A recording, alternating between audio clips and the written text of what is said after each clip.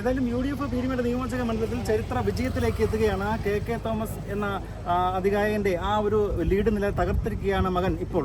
അതായത് 6ാം round 7ാം round പൂർത്തിയാകുമ്പോൾ തന്നെ 10,000-ന് മുകളിൽ വോട്ടുകളാണ് ഇപ്പോൾ ലീഡ് നിൽക്കുന്നത്. നമ്മളോടൊപ്പം തന്നെ ഈ കോൺഗ്രസ് പ്രവർത്തകരും നേതാക്കന്മാരുണ്ട്. എന്തായാലും ഇത്തരത്തിൽ ഏറ്റവും വലിയ ഭൂരിപക്ഷം പീരുമേട് നിയോജക മണ്ഡലത്തിലുണ്ടാകും.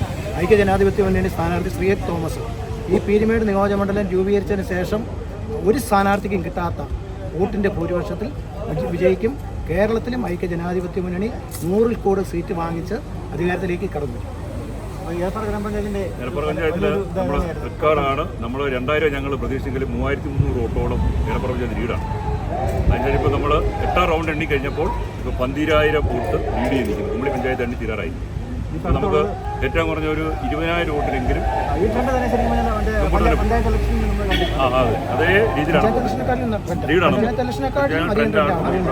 എല്ലാ നിയോജകമണ്ഡലം എടുത്ത് പരിശോധിച്ചാൽ പഞ്ചായത്ത് തെരഞ്ഞെടുപ്പിന് കിട്ടിയതിനേക്കാൾ കൂടുതൽ വോട്ട് ഐക്യജനാധിപത്യ മുന്നണി കേരള സംസ്ഥാനത്ത് എല്ലാ നിയോജകമണ്ഡലങ്ങളും ഉണ്ട്. ഇപ്പം 3 മന്ത്രിമാർ മാത്രമാണ് ലീഡ് ചെയ്യുന്നത്. അത് ചെറിയ വോട്ടിനാണ് ലീഡ് ചെയ്യുന്നത്. എങ്ങനെ ഈ പരിപാടികളൊക്കെ പ്ലാൻ ചെയ്തിരിക്കുന്നത്? ഇപ്പോൾ സ്ഥാനാർത്ഥി റിസൾട്ട് കഴിഞ്ഞാൽ ഇവിടുന്ന് നേരെ പാമ്പനാറ്, പീരുമേട്, വണ്ടിപ്പെരിയാർ, കുമ്പളി, ചക്കുളം അവിടുന്ന് നേരെ അയ്യപ്പൻകോവിൽ, കുറേന്ന് ഏലപ്പാറയിലേക്ക് വരും. ഏലപ്പാറയിൽ നിന്ന് കുട്ടിക്കാനം വഴി തിരുവനന്തപുരം കൊട്ടയം. അങ്ങനെയാണ് ഇന്നത്തെ പരിപാടി നമ്മൾ ആസൂത്രണം ചെയ്തിരിക്കുന്നത്. പ്രവർത്തകരെല്ലാം വലിയ ആവേശത്തിലാണ്. 20 വർഷത്തിന് ശേഷം നമ്മൾ പീരുമേട് നിയോജകമണ്ഡലം തിരിച്ചു പിടിച്ചിരിക്കുന്നത്. അതായത് 20 വർഷത്തിന് ശേഷം പീരുമേട് നിയോജക മണ്ഡലം തിരിച്ചു പിടിച്ചതിൻ്റെ ഒരു ആഹ്ലാദത്തിൽ തന്നെയാണ് കോൺഗ്രസ് പ്രവർത്തകർ നമ്മുടെ ഈ വോട്ടെണ്ണൽ കേന്ദ്രത്തിന് തൊട്ടുപുള്ളിയിലായിട്ട് തന്നെ ആരംഭിച്ച് കഴിഞ്ഞിട്ടുണ്ട്. മുദ്രാവാക്യം വിളിക്കുന്നുണ്ട്. കൂടുതലായ ആളുകൾ ഇങ്ങോട്ട് എത്തിക്കൊണ്ടിരിക്കുകയാണ്. അതായത് തുടക്കം മുതലുള്ള ആ ട്രെൻഡ് തന്നെയാണ് ഇപ്പോൾ അങ്ങനെ കൂടി വരികയാണ്.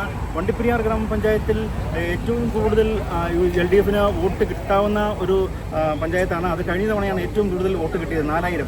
ഇപ്പോൾ ഇനിയിപ്പം ഈ 4000 അവിടെ നിന്ന് 4000 കിട്ടിയാൽ പോലും ജയിക്കുന്ന ഒരു അവസ്ഥയിലേക്കാണ് ഇപ്പോൾ UDF ഉള്ളത്. UDF എന്തായാലും പീരുമേട് നിയോജക മണ്ഡലം 20 വർഷങ്ങൾക്ക് ശേഷം തിരിച്ചു പിടിക്കുന്നതിൻ്റെ ഒരു ആവേശത്തിൽ തന്നെയാണ് അണികളും പ്രവർത്തകരും.